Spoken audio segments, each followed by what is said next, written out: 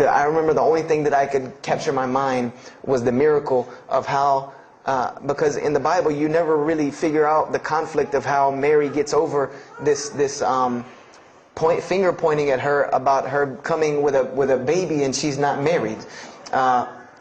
There's no real into that. There's no real defense for her from this in the New Testament. But the Quran is so explicit and so clear that Jesus' first miracle was to speak from the womb, to speak as a baby and defend the honor of his mother. Something that you cannot deny. Something that you cannot deny about her, who Mary was, when you have this baby speaking on her behalf. So I would say I read the Quran entirely in 3 days. But that first night, after I had made it through Surah Al-Imran, my heart was already given to this book. I didn't know what it meant to be a Muslim. I didn't know how to be a Muslim. I didn't even know what that meant. But I knew that whoever it was that followed this book, I wanted to be like these people. I wanted to be like the people that I read about in this book.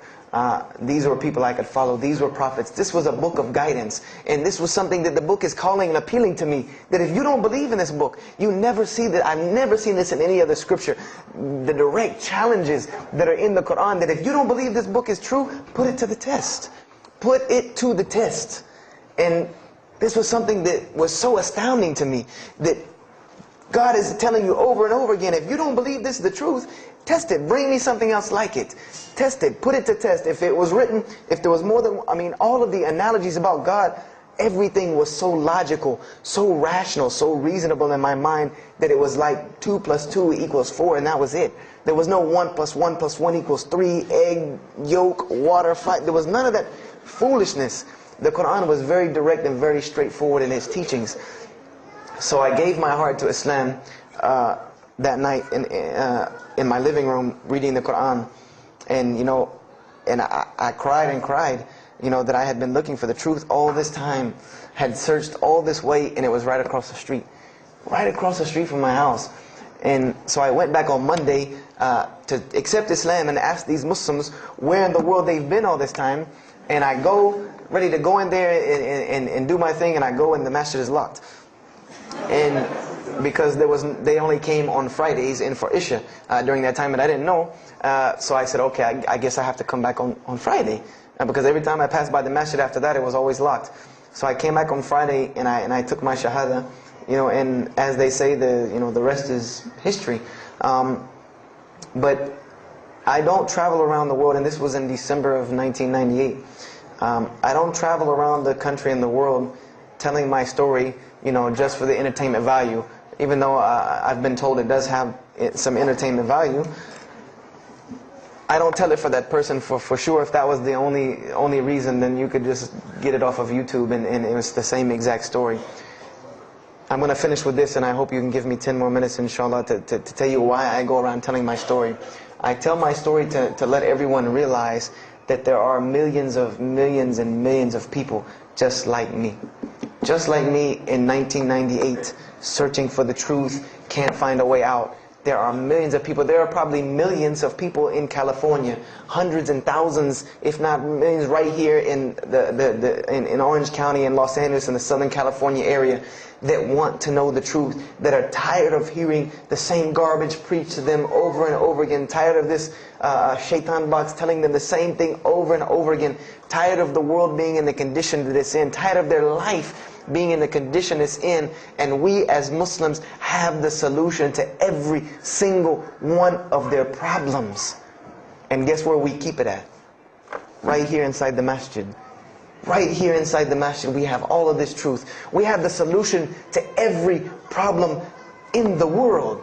You want to solve the world hunger? The problem of world hunger? Islam has the problem. You want to solve the problem of world poverty? Islam has the answer. You want to fix the economic situation of this country? Islam could fix it tomorrow.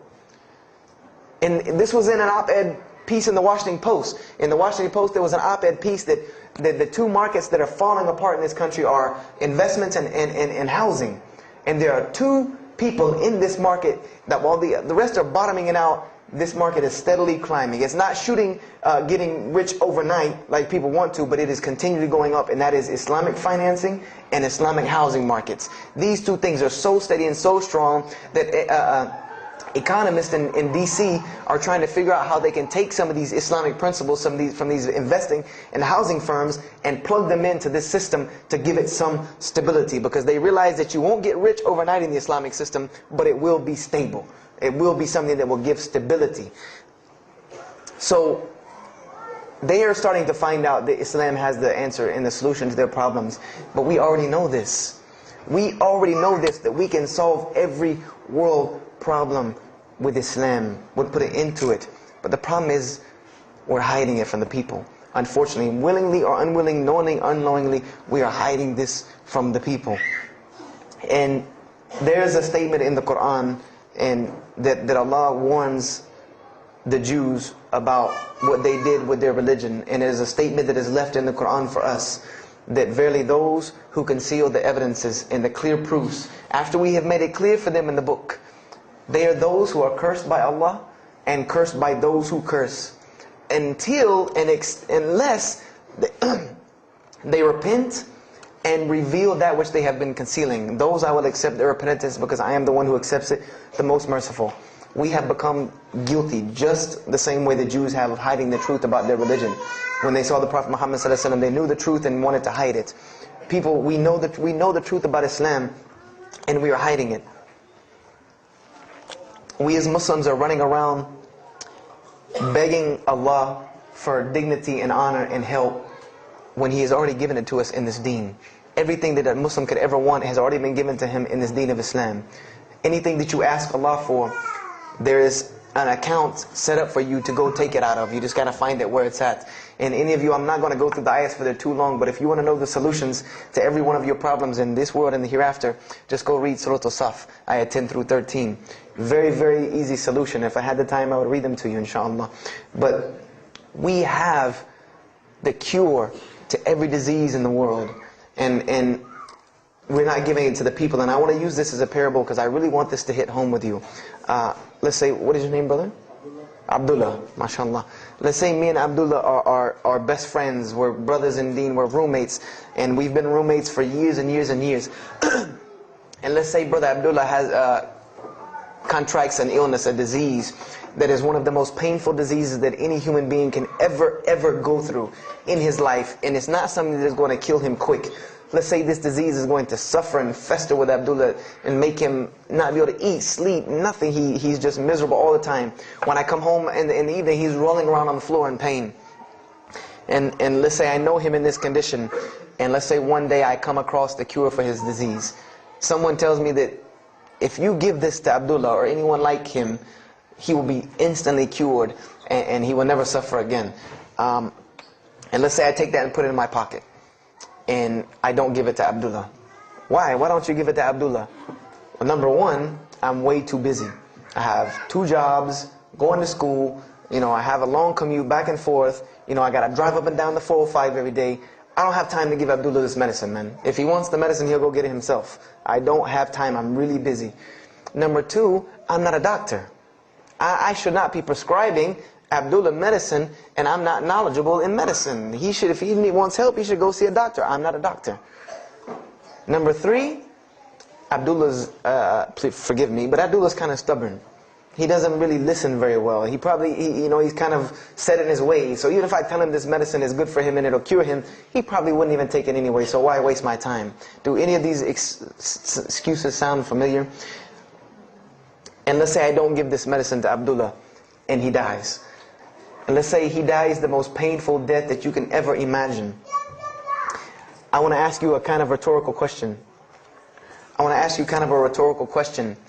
Do you think on the Day of Judgment that Allah is going to call me and Abdullah up and ask him about this incident between me and him, because I've oppressed him?